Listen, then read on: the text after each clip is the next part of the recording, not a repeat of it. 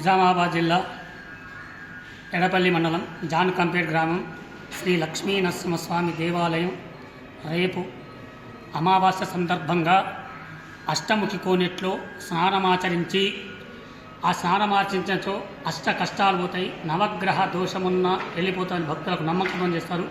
సంతానం లేని వారికి సంతానం, సంపద లేని వారికి సంపద కలుగుతాయని స్నానమాచరించి ఓం నమో నారాయణాయ అష్టాక్షరి మంత్రంతోనే 8 ప్రదక్షిణాలు చేస్తూ మళ్ళా వచ్చే మార్గంలో శివాలయం ఉంది, అక్కడ కూడా పంచాక్షరి ఓం నమ శివాయ అని ఆ పంచాక్షరి మంత్రంతో ప్రదక్షిణ చేసుకొని వచ్చే లక్ష్మీ నరసింహస్వామి ఆలయంలో దర్శించుకొని వెళ్తుంటుంటారు.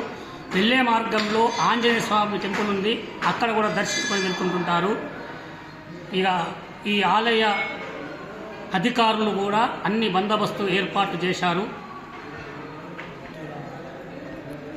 భక్తులు అధిక సంఖ్యలో పాల్గొని స్వామివారి కృపార్తులు కావాలని కోరుకుంటున్నారు. జై శ్రీమన్నారాయణ.